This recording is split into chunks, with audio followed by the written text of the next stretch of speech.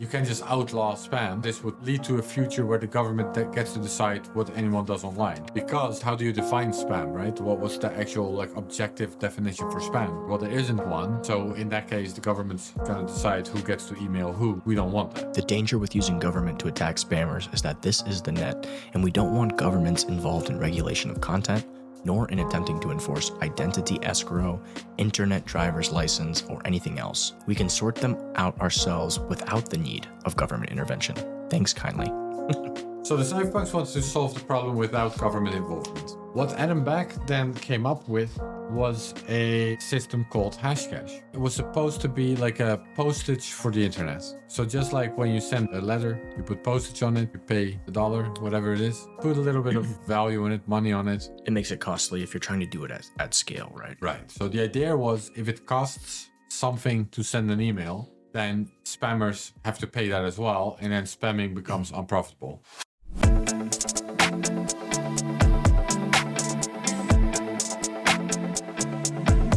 Welcome back to the next episode in our series about the Genesis book, the story of the people and projects that inspired Bitcoin with Aaron Van Brittam. In the last episode, we ended talking about Adam Back, and this chapter, let's really discuss his contributions and talk about Hashcash.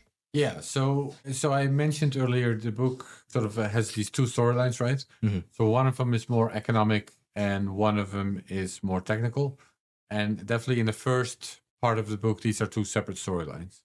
Now with the Extropians, these storylines start to really merge, as we also discussed. And then from there, you get to the cypherpunks. And now we're getting to the part of the story where the cypherpunks are developing their own digital currency systems. So one of the cypherpunks was Adam Back. As mentioned, he was not one of the Californian cypherpunks, like the cypherpunk movement started in California. Then from there, they launched their mailing list. So now it was available to anyone, anywhere in the world. So this included Adam Back. Adam Back was a postdoc at the University of Exeter in England. He's himself British. Nowadays, indeed, the Blockstream CEO and the inventor of Hashcash, which we'll talk about in this episode.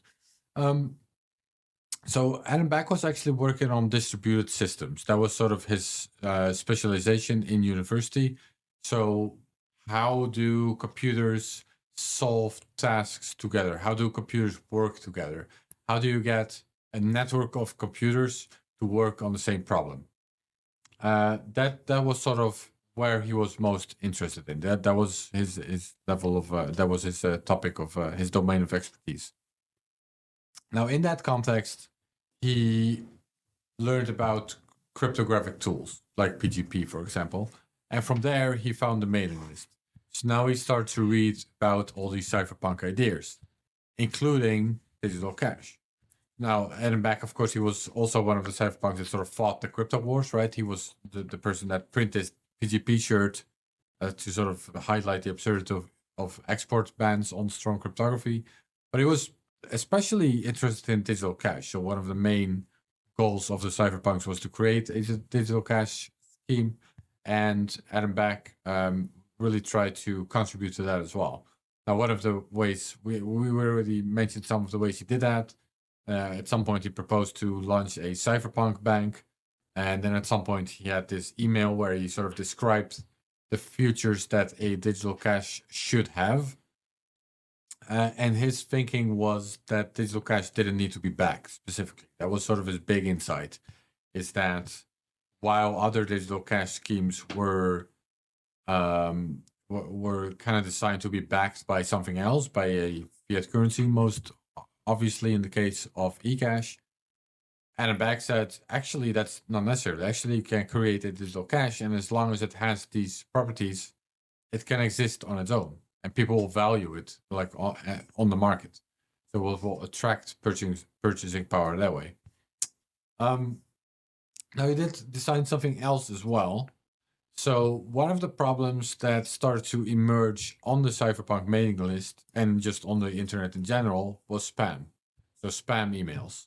So, spammers sending hundreds of thousands, maybe even millions of emails with like advertisements for whatever it is they were advertising. And that's how they were making money. But it was getting very annoying, right?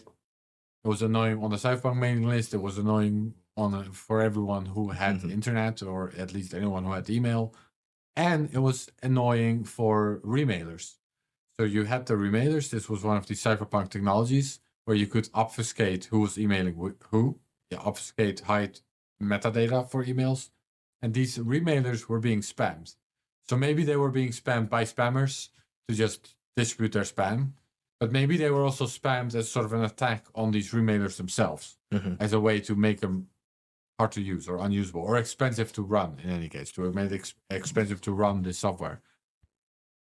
Now, remailers were, of course, a Cypherpunk project, Cypherpunk technology. So the Cypherpunks wanted to create, they wanted to solve the problem. They wanted to solve the problem of spam. But importantly, the Cypherpunks being Cypherpunks, they didn't want the government to solve it for them. You can just outlaw spam, but Adam Back is specifically, he described how this could lead to a future where the government gets to decide what anyone does online. Like you would need like a driver's license for the internet or some analogy like that. Because how do you define spam, right? What's the actual like objective definition for spam? And he argued, well, there isn't one. So in that case, the government's going to decide who gets to email who. We don't want that. The Cypherpunks didn't want that. I think he says here, the danger with using government to attack spammers is that this is the net, and we don't want governments involved in regulation of content, nor in attempting to enforce identity escrow, internet driver's license, or anything else. We can sort them out ourselves without the need of government intervention. Thanks kindly. Right. So the Cypherpunks wanted to solve the problem without government involvement. What Adam Back then came up with was a system called Hashcash. So Hashcash was supposed to be like a postage for the internet. So just like when you send a regular envelope, a letter, you put postage on it, you pay whatever it is. How much is it here in the United States? $1, whatever it is. For stamps, I think it's less. I think it's, 20 cents, 10 cents. Right. So you put a little bit of, value in it, money on it. It makes it costly if you're trying to do it at scale, right? Right. So the idea was if it costs something to send an email, then spammers have to pay that as well. And then spamming becomes unprofitable. So let's say you have to pay 10 cents per email, then you want to send 1 million emails. It's going to cost you $100,000. Yeah. How much are you going to earn with the spam? Probably less than that. So it becomes unprofitable to spam. Now, there are a couple of ways to do this, or at least one of the ways to do this is to use actual digital cash, like Chaum's eCash. Use Chaum's eCash to put a little bit of money on an email, and then, for example, the remailer gets the money when they forward the email, or the recipient of the email, they get the money, or the money is just burned. Like it's all sort of possible. Like they were considering all these options. Mm-hmm. So you can just use eCash for this. You can use eCash to create a digital form of postage. Except you couldn't. eCash wasn't ready for that. eCash did exist at this time. We're talking about like the mid-90s. But eCash was not designed to facilitate this type of use. So you couldn't use it for emails at that time. Now, you could maybe think of a way that you could buy postage from some other institution or some internet company, and then you buy the email. That may have been possible, but Adam Back had a better idea, or at least he had a pretty clever idea. And David Chaum, I mean, with eCash, there was also that backdoor essentially that compromise that Chaum made, so it wasn't really perfect. And largely the reason he wasn't really a cypherpunk per se, so it wasn't fully committed to privacy. So yeah. There was that threat. That's also true. Yeah, eCash didn't have perfect privacy, so also in that sense, you could maybe, when you use a remailer, you want to be anonymous, right? Exactly. Like that's specifically kind of the point. So then a privacy solution with a backdoor is also not sufficient in that sense. So Adam Back came up with a different idea, and he came up with the idea to use computing power to generate stamps, essentially. So how it would work is you have an email, and then you use the content of that email or the metadata of that email, the header and the date or stuff like that, and then you have to put it through some calculation in Adam Back's proposal through a hash. So you use a hash, which is a one-way function. So you get a sort of scramble of letters and numbers. Or numbers, you could just say. You get a scramble of numbers, looks random. But what he said was, the design was, only a hash that starts with a predetermined number of zeros is considered valid. So you take an email, you include some random data, you hash it, you get a hash. Does the hash start with like 6 zeros? That is valid, you can send it. And then the recipient will see, this is a valid hash, I'm going to receive this email. This is they did the proof of work. That's what it's called, proof of work. Mm-hmm. If not, if it doesn't start with 6 zeros, I'm just making up the 6, of course. If it just, well, let's say 6 zeros. If it doesn't start with 6 zeros, you have to try again. Insert another piece of random data, hash it again, see if it now has 6 zeros. No, try again. No, try again. No, try again. Now a computer can, of course, try this, thousands of times the per CPU, second. yeah. Whereas a human, it would take years, right, obviously, to do this. But even for a computer, it requires computing power, mm-hmm. right? On average, you would have to invest computing power in order to get a valid hash. So the only way to get a valid hash is to spend energy, ultimately. Yeah. So you're investing real-world resources to get a valid hash. So that's how you're paying, essentially. Mm-hmm. So you're paying through your resources. You're paying with your resources. So that's how you know, if you receive an email, this person actually paid for this. Mm-hmm. They invested resources. So it's probably not a spammer, because a spammer wouldn't invest his resources. For a spammer, this is going to be too expensive if he has to do this for a million. If he send a million emails and it takes 10 seconds of computing power, per email you want to send, right? For you or me, that's no big deal. We can let our computer go and spin up for 10 seconds, expend that energy. But for a spammer, if you're going to send a million emails, that would take, days, weeks, and then there would be an extreme cost there. Exactly. Because you're paying for that power bill. Yeah, so that was the idea.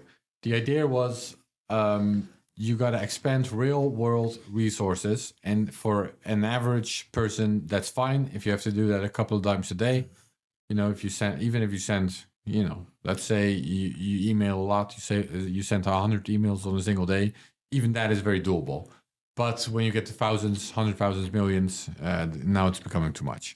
So it would allow regular people to just send emails, invest a little bit of computing power, but for spammers, it would be impossible. So that was that's Hashcash. That's what Adam Back first proposed. He proposed Hashcash. Hashcash didn't really catch on. And again, one of the reasons for this is probably the chicken and egg problem. Mm-hmm. Like, if I'm an email user, I want people to be able to email me. So let's say I put on this Hashcash lock and I say I'm only going to receive emails that have enough proof of work on them. But then if the people that want to email me aren't using this yet, no one can email me. Mm-hmm. Meanwhile, if I'm going to email someone and that person isn't checking for it, then why would I do it? Mm-hmm. So there's sort of, there wasn't a strong reason for people to start adopting this. At first, you would just run a huge risk that you're not receiving any important emails either anymore. Where do Cynthia Dwork and Moni Nauauer, the two computer scientists at IBM, how do they play into all this? Yeah, so this is sort of a subchapter within my chapter on Hashcash, because technically speaking, Adam Back's idea was not the first of its kind. So Adam Back proposed Hashcash, which I just explained, in 1997, mm-hmm. but actually in, I believe, 1992, this concept was already proposed. So before Adam Back proposed it as well. So Adam Back was not aware of this innovation, so it's kind of like a parallel invention, like mm-hmm. they came up with a similar idea. What is interesting is that it worked a bit different. So it had the same purpose. It also was meant to counter spam, and it worked in much the same way, but their solution didn't use hashes, so it didn't use hashing. Rather, it used, I think, a form of weak public key cryptography or something like that. It just used another type of calculation. Now, that sounds like it doesn't... It still required computing resources. It still required computing power and therefore energy in order to create a valid proof of work. But there is an interesting detail which makes that... And we're skipping ahead a bit now, but Hashcash is actually used in Bitcoin, or at least something that's very close to Hashcash. It uses hashes. Hashing, yeah. Right, for mining. And this other solution did not. And this other solution actually wouldn't have been useful for mining. So the reason for that is that hashing is kind of random, right? You just randomly create a hash, and then you know if it has enough zeros or not, enough leading zeros. But the only way to find it out is by trial and error. Now, let's say you in particular, Matty, have way more hash power than I do. You have rooms full of hash power here. I do not. This is true. Let's just say you have 10 times as much computing power as I do. You have way more than that. But let's say 10. Mm-hmm. When we're both trying to produce valid hashes, then 1 in 11 times, because you have 10 times as many as I do, 1 in 11 times, I'm actually going to find the valid one. You're going to find the other 10, but 1 in 11 times, because I'm actually going to get lucky and I'm going to find one. 1 in 11 times. With the other solution, you would just win every time because it's more like a race. So compare it to a lottery versus like a race. Mm-hmm. Like if Alice and Bob are gonna do a sprint race, and Bob is a faster sprinter than Alice, then he'll just win any time. Yeah. They can do 100 races. Bob is a faster runner, so he's just gonna win every race. Mm-hmm. And so it's kind of with the other proof of work system was kind of like that. Like the faster computer will just win every time. Mm. The faster computer will find the solution every time. So let's translate that to Bitcoin.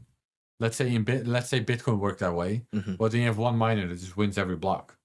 So right now we have miners all across the world, and all of them will win sometimes, right? Like there's luck involved. Well, if the fastest computer would just win every time, you got a centralized system. So there's just one person in charge of finding each block, and therefore. So then you're just recreating the Federal Reserve and the Treasury, right? That just. Pretty much. So it's crucial that Adam Back had this different approach where luck is involved, and therefore multiple people can win. Even even if your computer is slower, you're going to still win sometimes, and therefore you get a more distributed distribution of miners of hash rate. So that's what their solution was. So it existed. Adam Back was not aware of it, and it was also never implemented, which is probably why it was never, why he was not aware of it. So Adam Back kind of reinvented the same idea, the same concept. It was both postage, both postage for the internet, both used proof of work, but Hashcash had this luck factor involved.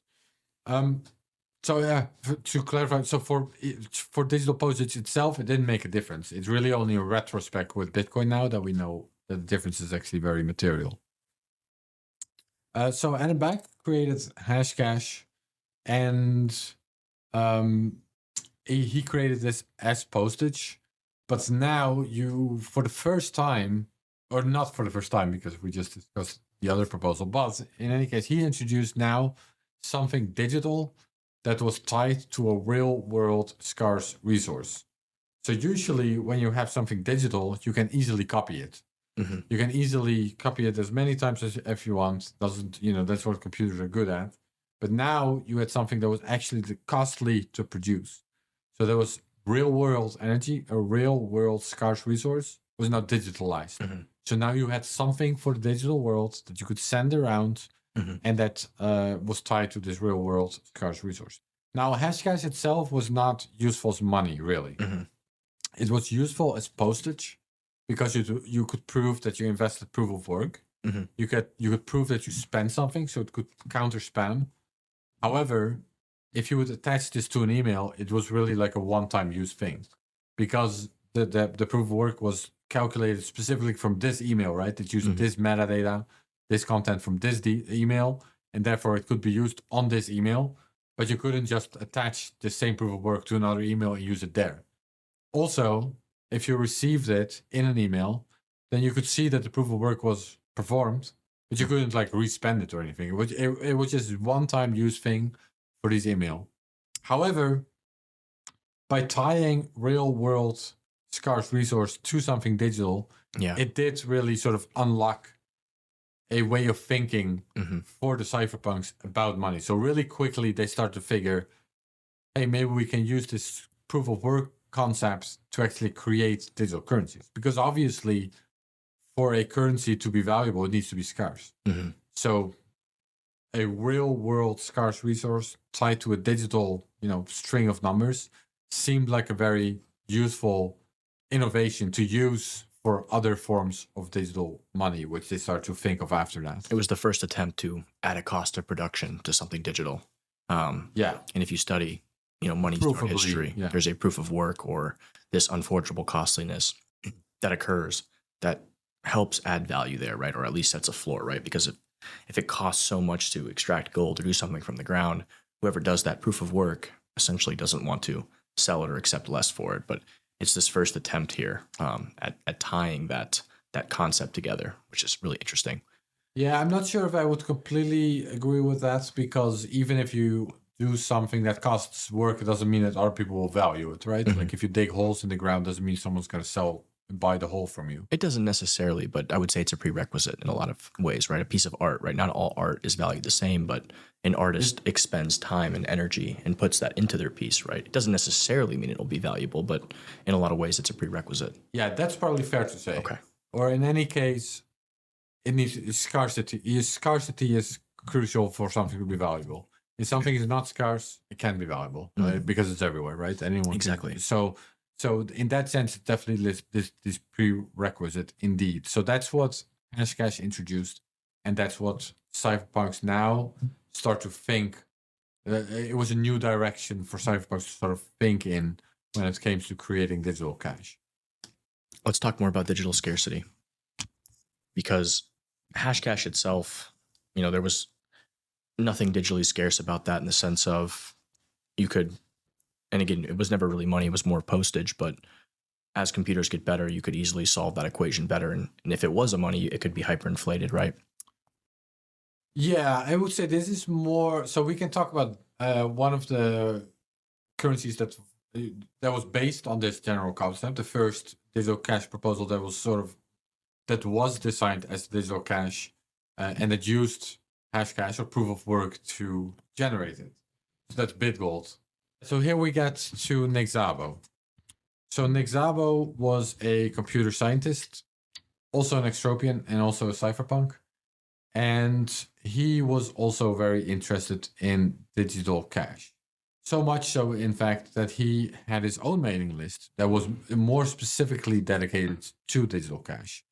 So you had the cypherpunks mailing list, you also had the extropian mailing list, and Szabo had the LibTech mailing list.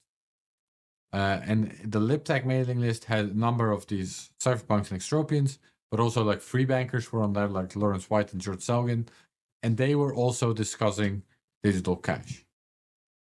Szabo, we already discussed him, of course, in the previous episode. We discussed his paper Shelling Out, most notably. And he was very inspired by Tim May's vision for crypto anarchy. So Tim May wanted to create a parallel economy, a God's Gulch for cyberspace. And Szabo was on board with that idea. Now, what he knew what was going to be necessary for that, or what he figured was going to be necessary for that, was contract law, a form of digital contracts. So Szabo actually first proposed smart contracts. So smart contracts are basically ways to enforce a contract automatically. So the analogy that Szabo himself used, you got it. Yeah, he I actually published printed this out. Yeah, this was this was edition 16 from Extropy magazine. Yeah. So here he talks about smart contracts or the building blocks for free markets. Right. Yeah. So he published this in the Extropy magazine as well. He published a number of things in Extropy magazine. He was really sort of one of the prominent extropians. He also had an article on like space colonization, and like he was kind of thinking of all these types of topics. So one of the things he thought of was smart contracts. So if you want to take the state out of the economy, if you want to build an economy without a state, well, what does a state do? A big thing that a state does is protect ownership and enforce contracts. So protecting ownership, the analogy for that would be public key cryptography, or at least cryptography. And then to enforce contracts, Szabo came up with the idea of smart contracts. Now, his own analogy would be like a vending machine. So you need to have like a digital version of a vending machine, We have a vending machine. You put in $1, and then automatically a can of Coke comes out, for example, or a candy bar, right? So there's not like a person there that's taking the dollar and then deciding to give you the dollar. No, it's fully automated. You just put in $1 and then automatically the can of Coke comes out. So he wanted to create something like this for the internet, something that would sort of work autonomously and replace contracts, and therefore replace lawyers and courts and all of that. You implement it in code in such a way that the code cannot be stopped and the contract is enforced automatically. Now, one of the things this would require was a form of digital money. So this is one of the reasons that Nick Szabo got interested in digital cash.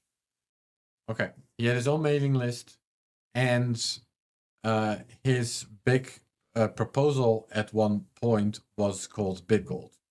So we discussed how Nick Szabo was studying money. He thought if we need a digital form of money, we really need to sort of reinvent it from the ground up. So that's why I went to study, like, what is money actually? Where does it come from? How did it first emerge? And as you recall, what he found was that money had to be scarce, it had to be easy to verify, to recognize, and it had to be easy to protect.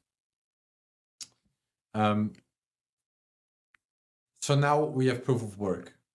So now we have the scarcity part figured out. He used that to propose Bit Gold. So as the name suggests, he saw it as a form of gold, for the internet. So it needed to have similar properties as gold, but then in a digital form. Should we get into how Bit Gold works? Like what he actually proposed? Yeah. Tell us about it. Okay. This is going to get a little bit technical, but I'll try to keep it sort of, easy to understand as best as I can.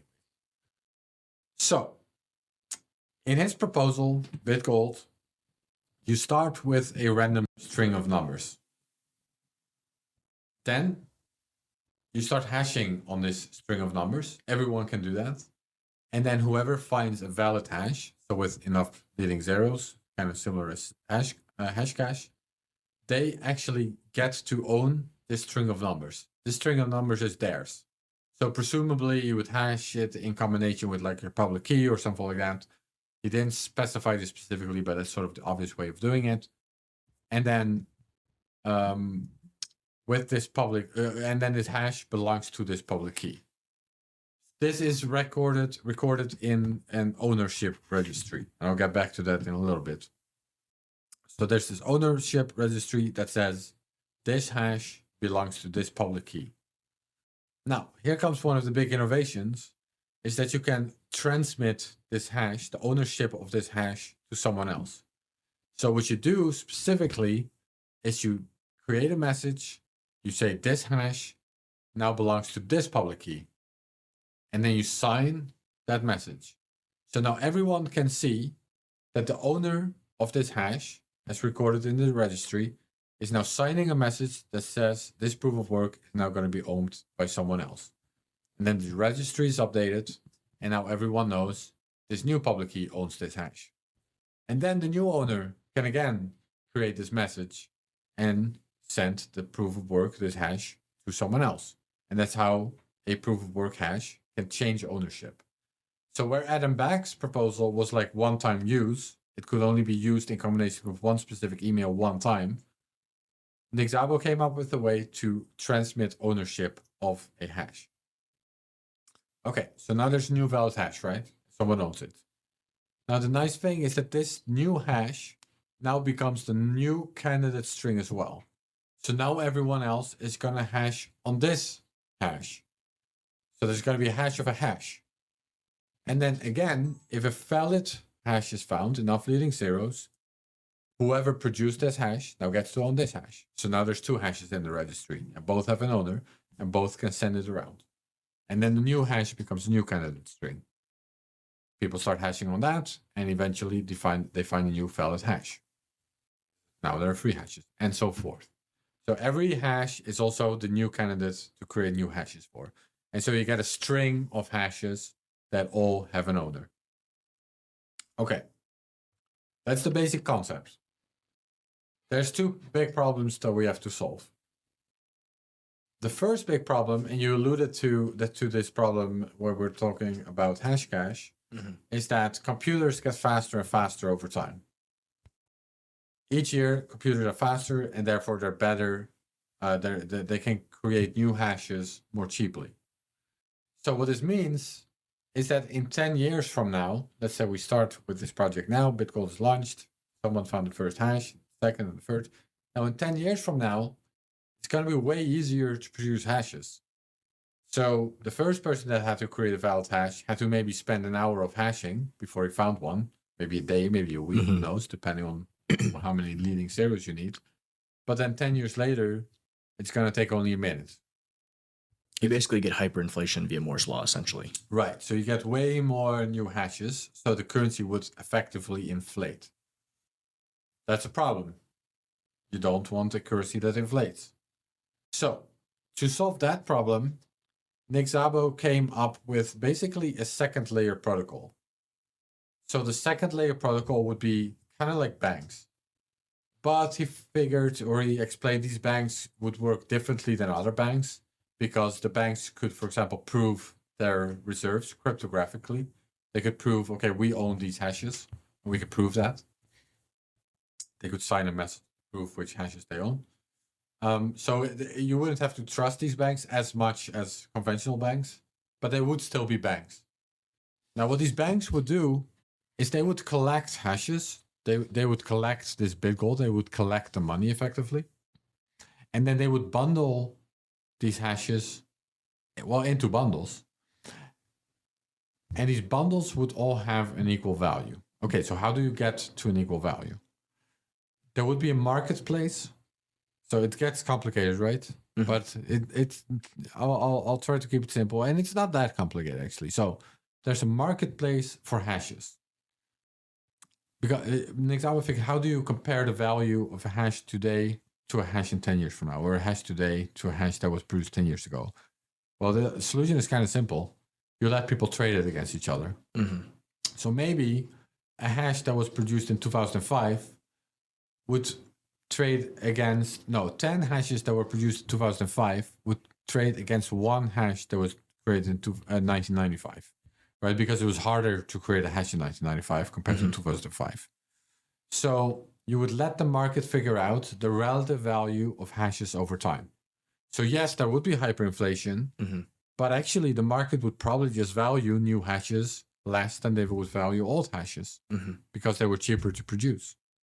So there's this marketplace for hashes where they all find a relative exchange rate, like per year or whatever. And then what banks would do is they create bundles that are worth the same. So an example I just gave, a bank would, for example, create a bundle that consists of 10 2005 hashes. And they would create a bundle, in quote marks, that consists of one 1995 hash. And now the two bundles are worth the same. Now against these bundles, they would issue themselves new currency. So for example, every bundle is backs 10,000 currency units that this bank would just give to people in their accounts.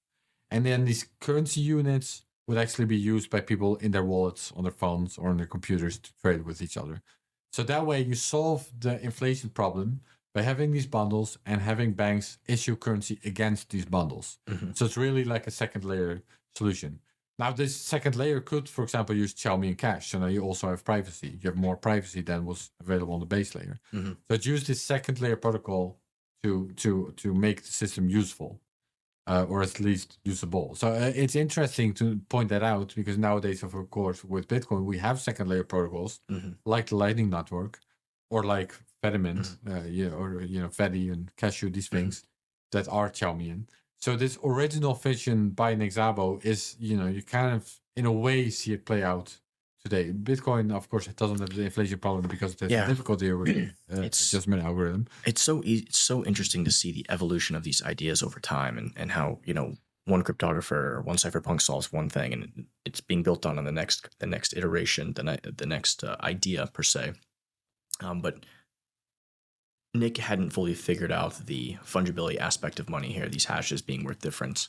And indeed, we do see this even with Bitcoin, that some hashes essentially some Bitcoin is worth different amounts, that we have ordinals, we've got all these different things that are evolving in the market. But by and large, one Bitcoin equals one Bitcoin, right? Yeah, because I mean that's in large part because of the difficulty adjustment algorithm, of course. That we don't have this hyperinflation. Absolutely, yeah. So that's how Nick Szabo solved that part of the problem, the inflation part. He did that by creating this second layer. This was a proposal. To be clear, BitGold was never implemented. It was only a proposal by Nick Szabo. And the reason it was never implemented is probably in large part because of the second problem. So the second problem was who controls the registry. Nick Szabo worked at DigiCash. And at DigiCash, they had the Cyberbucks, but he found that DigiCash could basically cheat the system. Like, even if DigiCash promised that it would be never more than 100 million Cyberbucks in circulation, that was just a promise. They could ultimately do whatever they wanted. So that's why, as we mentioned, that's how Nick Szabo, that was Nick Szabo's inspiration for the paper about trusted third parties. That's arguably one of the biggest points of all this. And, to quote him, he says, "The problem in a nutshell is that our money currently depends on trust in a third party for its value. As many inflationary and hyperinflationary episodes during the 20th century demonstrated, this is not an ideal state of affairs." Right. So for this reason, Nick Szabo did not want to base BitGold and this registry on a central party. So what he wanted instead was he wanted this registry to be decentralized. But that's a hard problem. Because what happens when the registry has a different opinion on who owns what? So the double spend problem, essentially. What if you own a hash and you sign two conflicting transactions sending this same hash to two different people? Or maybe you send one of them to yourself and one of them to someone else. You send one of them to yourself, you send one of them to someone who's trying to sell you shoes, and now you get the shoes and you get the money back. Or at least the different registries would have a different opinion on, what came first. If you send that transaction to different parts of the network, then they see different transactions first. They update their registries in a different way, and the system becomes a mess. Next time, the shoe shop wants to spend the coins that they earned by selling shoes, but then it turns out that the money was already spent because you double spent it to yourself and you bought something else with it as well. So the problem is that the registry could have a different opinion on the state of the ledger, of who owns what. So his sort of solution was a solution that was used for airplanes, I believe, where it was kind of like a voting system. Like, there would be several servers, several registry servers that would all keep track of the system. And then if there was some discrepancy, they would kind of vote on it. But this was a very incomplete solution because, for example, who gets to be a registry?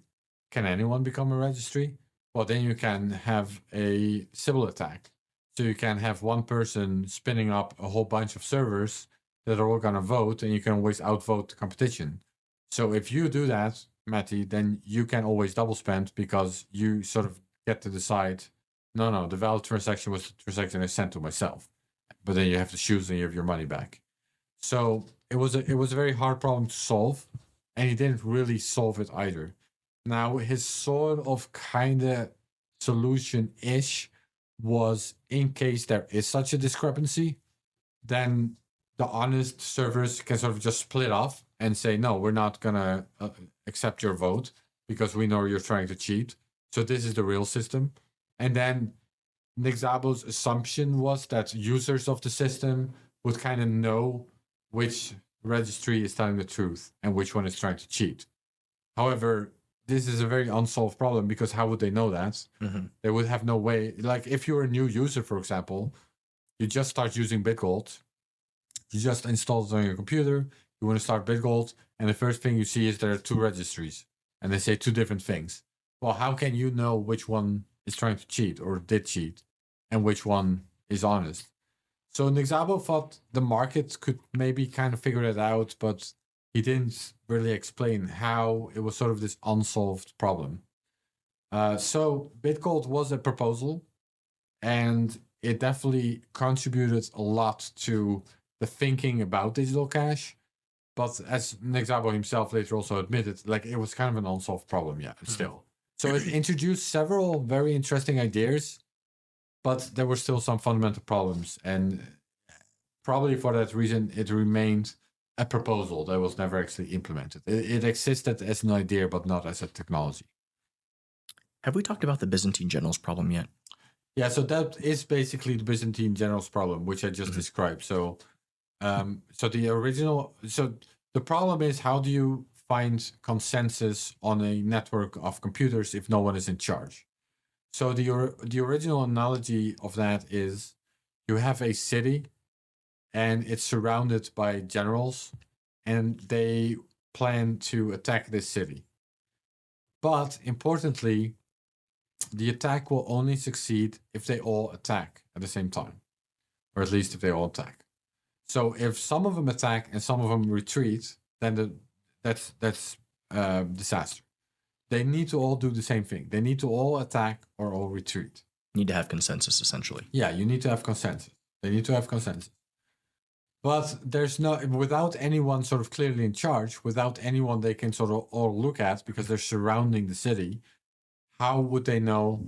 Like, let's say one general sends a message that says attack. Now, that general only wants to attack if he knows that the other generals got that message. He will only do it if he knows for sure everyone's going to do it.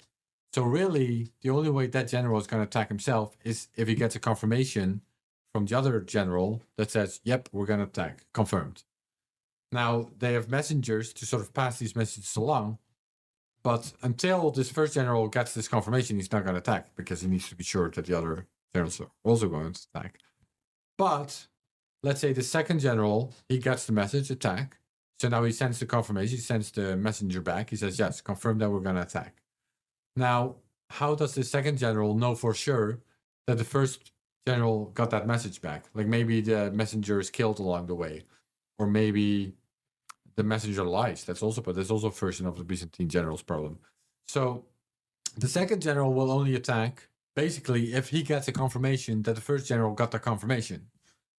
But then the first general, again, he will only want to attack when he knows that the second general got the confirmation of his confirmation, etc., and so forth. So there's no way that they all can be sure that they all got the message and that they all got the confirmation that they're all going to attack. They're always sort of waiting for a further confirmation. So there's no way for them to actually reach this consensus.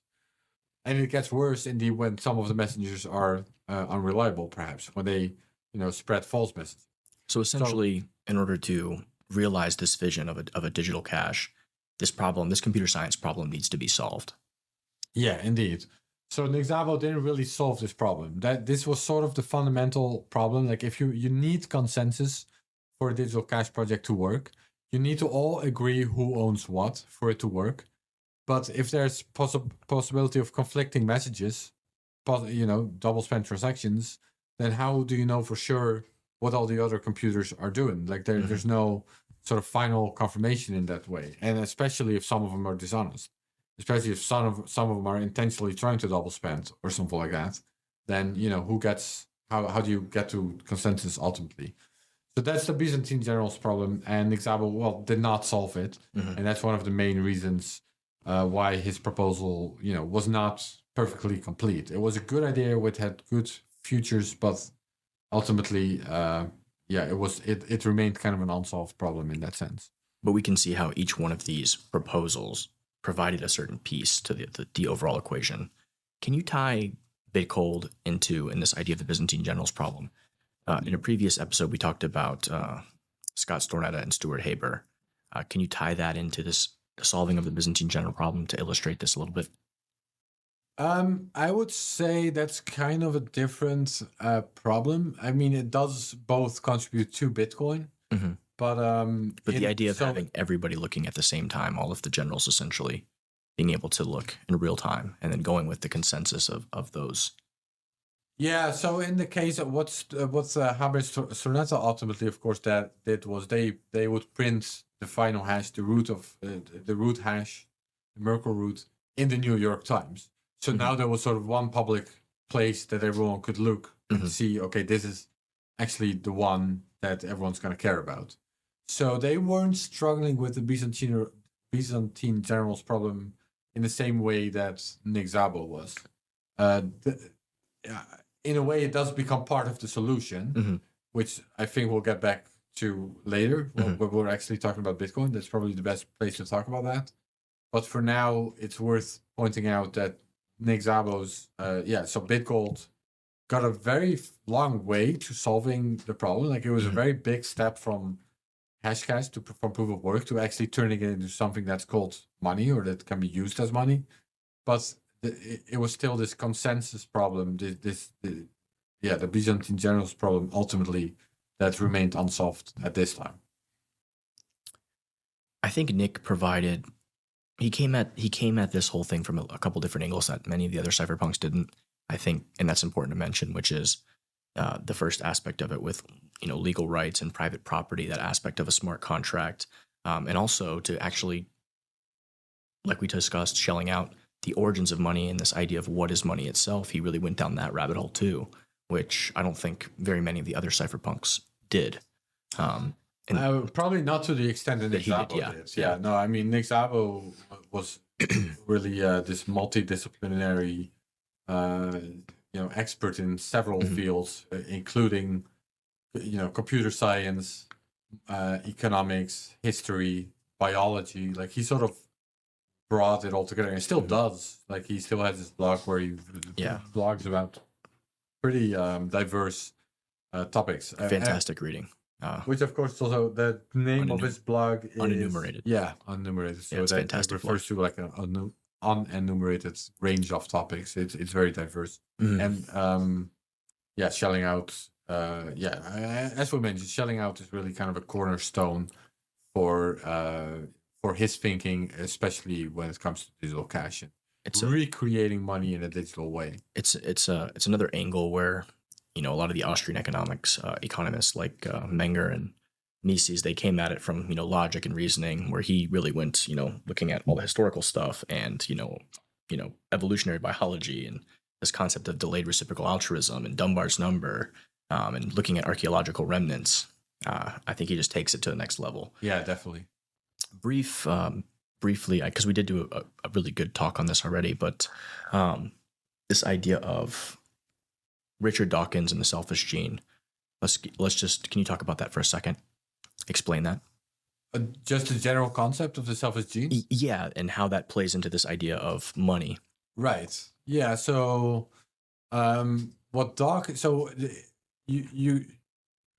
Darwin, of course, he introduced the idea of survival of the fittest.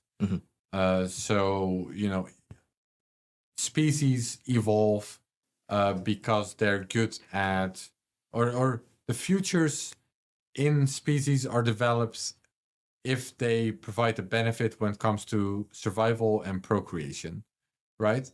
But this was still kind of an individual future. He was still thinking about it kind of from an individual perspective, like individual creatures, essentially.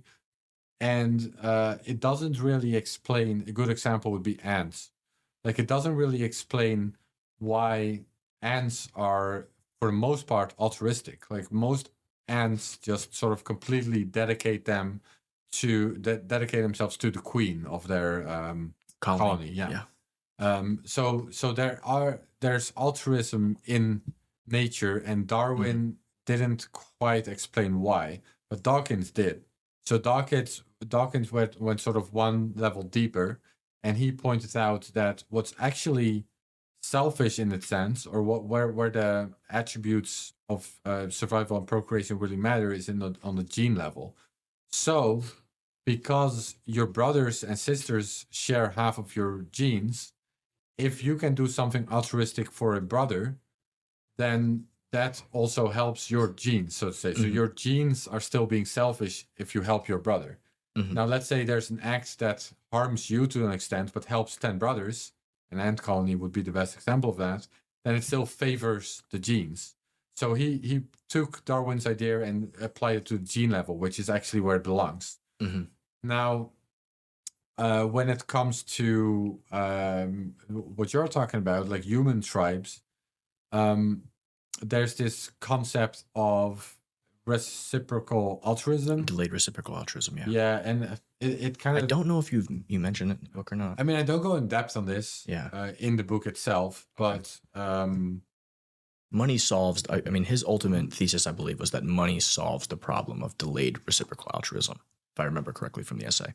Yeah, so we did go over this in a previous episode, where if you have a tribe that's relatively small, then if you help your tribe members, then they'll sort of remember that, and then they'll help you later. So then it's still good for you as an individual to act altruistically, because later you'll get that returned. And then, if you don't do that, or if others don't do that, they'll be expelled from the tribe, or they won't be helped anymore. So on the longer term, it's good if you act altruistically sometimes. But if the tribe grows too big, or if multiple tribes are combined, or something like that, then you can't keep track anymore. So that's where money comes in.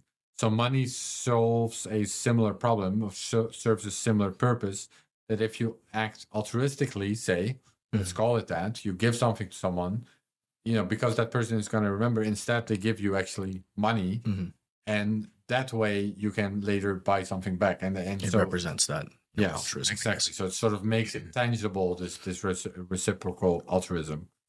So Nick Szabo's argument, what he argues is that, like language, this is really embedded in our DNA, because it has this evolutionary advantage to do this as humans. So over time, we have evolved to understand money quite intuitively. And you can see that with, for example, children. Like when I was a kid, I invented money with my friends. I don't know if you did the same thing. Like lots of kids did that. I had in our local playground, we at some point invented money. It was like small apples that we start to use as money. We used Propel bottle caps. Right. See, there you go. And also in our school class, we also invented money with like empty pen, where the stuff that the ink goes in. I'm not sure what the English term for that would be. But you see it a lot. Like kids sort of intuitively invent money among themselves, which to me at least really signals that it's something very inherent to humans to do that. We see that in prisons too, with cigarettes and different things like that. Right. So it's a very inherent thing to do that, and it makes sense from that Darwinian perspective that it helps us, in the battle of survival if we do that. So therefore, we've learned. We've adopted that future that we actually do that. I found Dawkins' book very fascinating, and he's a renowned atheist. But have you ever heard the expression that it's like your first sip from the cup will have you will turn you into an atheist, but at the bottom, God's waiting for you, or something like that? No, you never heard that expression before. No. It has to do with like science and being a scientist. But what are your philosophical thoughts on this idea that altruism arises, this idea of, normally you'd think just being selfish would be the optimal strategy a lot of times, but the fact that altruism itself arises from, the selfish genes itself. What do you think about that on a philosophical level? No, I mean, to me it makes sense. I agree with Dawkins, if that's your question. But do you think that the fact that does occur, that working together is almost the most optimal strategy, even though at first it would be counterintuitive? Do you find anything spiritual about that? What do you think? No, I would not consider myself a very spiritual person. Okay, I'm just curious. Yeah, no, I'm with Dawkins on that one. Okay. I think, I mean, you can, of course, discuss like ethics and morality and these kinds of things, but and altruism is arguably a big part of that, or not, depending on who you follow. But Ayn Rand, for example, was very much against altruism and saw selfishness as more of a virtue. But no, I think Dawkins' explanation does seem to make a lot of sense, and I do think it's also you see it reflected in how people sort of act in reality as well, right? Like in general, people care a lot more about their own family than about people, that aren't family or that live at the other side of the world. Mm-hmm. And I think that can definitely be explained, in a scientific way at least, from this idea of selfish genes. Can you explain unforgeable scarcity? It's a term we've used a couple times in our conversation, but I think it's important. Yeah, so this is what Nick Szabo describes in his paper, and I would summarize it basically as, something that both has to be scarce and recognizable as such. So if you live in an era where shells, to name that example, are known to be scarce, and there's no technology to copy them or to manufacture them in some other cheaper way, then everyone in that society will presumably know, yeah, these shells are scarce, and also this must be a real shell because I can touch it, I can see it, I can feel it, and yep, this is a real shell. There's no other way this could have been made. So that's one example. There's other examples. There's, feathers from certain birds, or salt, as we mentioned, gold, another example. So as long as it's both scarce and easy to recognize as such, I think that's sort of the simple way of explaining unforgeable scarcity. Let me close us out here with a couple quotes from Nick. In summary, all money mankind has ever used has been insecure in one way or another. This insecurity has been manifested in a wide variety of ways, from counterfeiting to theft, but the most pernicious of which has probably been inflation. BitGold may provide us with the money of unprecedented security from these dangers. Nick Szabo was right, at least in theory. Whereas Hashcash had introduced the concept of digital scarcity, the BitGold proposal showed how this might be converted into transferable electronic cash.